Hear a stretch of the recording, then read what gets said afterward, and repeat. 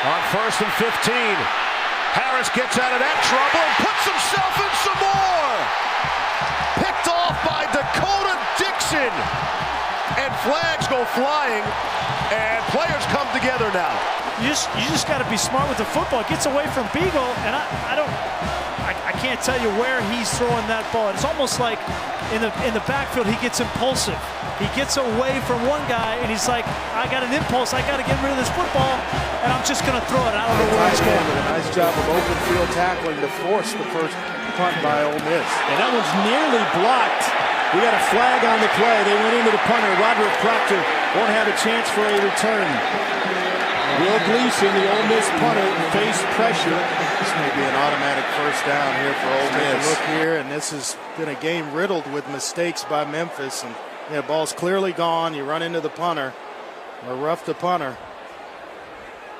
And that wasn't just, oh, you clipped his heel. I mean, that was as roughing as you can get. They drilled him.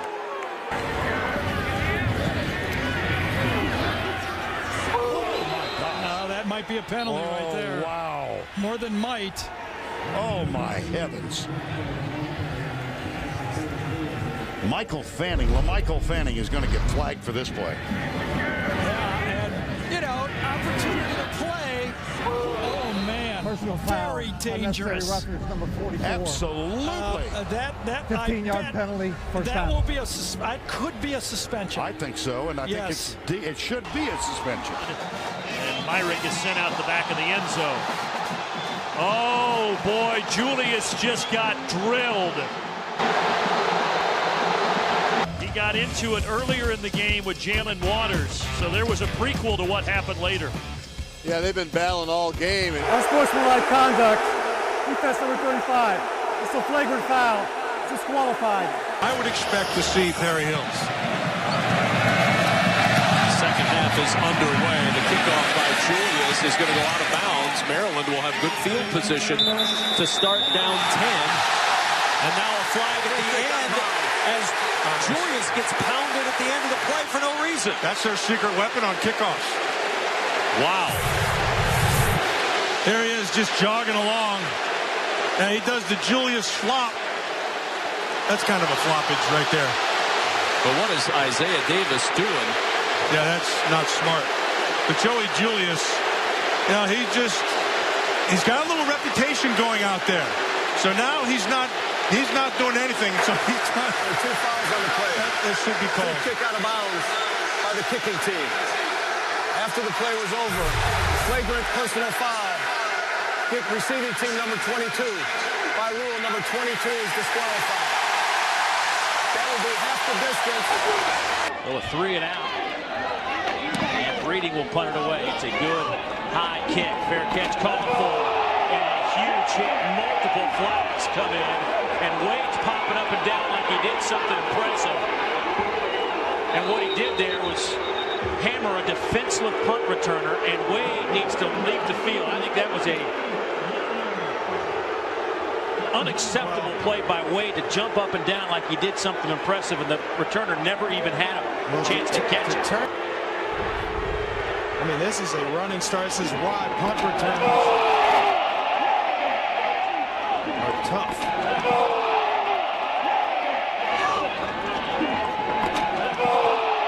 Takes a special player to stand back there and field punts. Bonifant feels the pressure, goes down the far sideline to Parker. Just couldn't quite catch up to it as Bonifant took some big-time pressure. A flag has been thrown. Roughing the passer with targeting. Number 5 on the defense. That's 15 yards, previous spot. Automatic first down. Previous play is under further review. Roughing the passer on Niles Morgan. Inexcusable. Timing-wise, it was close. Timing-wise, he was getting there in time, but it was helmet to helmet. He stayed high. Drew Tranquill at safety sat flat-footed. They had a safety over the top, and Parker just ran by him. A vicious right in the face mask of Bonifant. No doubt about it. No doubt. After review, the ruling on the field is confirmed. Number 5 is disqualified for the remainder of the game. So that is it for Niles Morgan on an already depleted Notre Dame defense. Finley brings Morgan the back. is up. Turner to his right. Fakes inside. Backside slant. Brian Edwards can't come up with it. He's struck right in the face. That's going to be a targeting penalty as the Gamecocks go over and push the Commodores off of him. Edwards took it right in the chin as the ball was bouncing around off the slant route. Again, a little too high for Edwards, who could not hold on. And the safety, Zaire Jones, is going to have the targeting penalty as Edwards barely makes it off. Personal foul, targeting. Defense, number 6, 15-yard penalty to the end of the run. First down. The previous play is under further review. Jones with the penalty. He'll review it. But that looked pretty clear, Tom. He had a defenseless player, and Jones goes right at the headgear or above. And that's lucky that Brian Edwards could even get up, much less be a little woozy walking towards it, because that bent him back, not only in the face, but that bent back his legs as the other defender was at his hip as well. Yeah, I agree with you. That was uncalled for, regardless if it's a targeting penalty or not. That was a pretty cheap shot that time. But that's. After review, the ruling on the field is confirmed. Number 6 is disqualified. Good percentage. It's a high snap, running around and stumbling at the 30-yard line. Oh my goodness, a special teams disaster by Ron Paluzzi.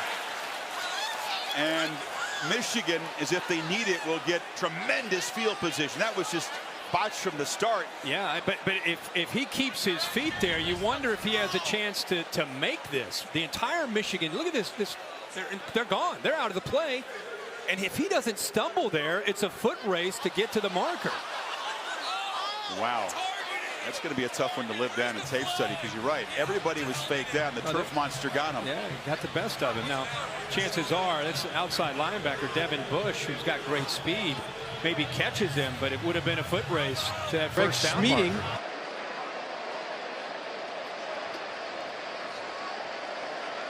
Wow. Yeah, there's no doubt about it. That's defenseless, and that's helmet to helmet.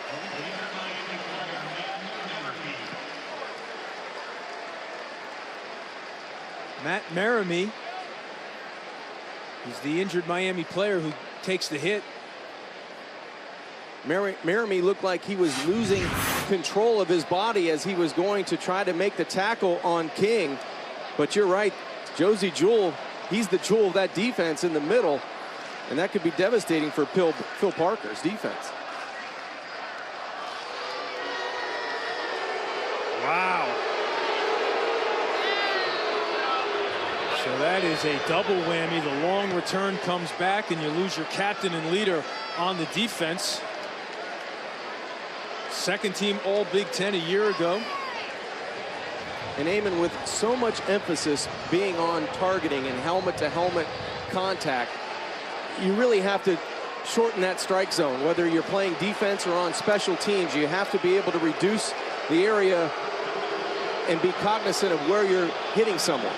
Fans certainly aren't happy with the call, but it was pretty obvious that it was a defenseless player. So his afternoon is over. Nobody bigger than 5'11", 200 pounds. Masoli throws it over the middle, caught by Jason Williams, and a flag comes down late. Late hit. I think it's going to be a late hit on the Broncos. Yeah, it was a late hit.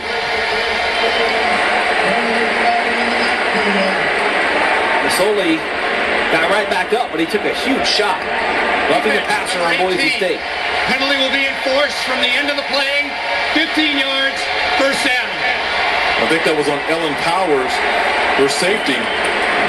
Boise State likes to bring the safeties on a lot of blitzes.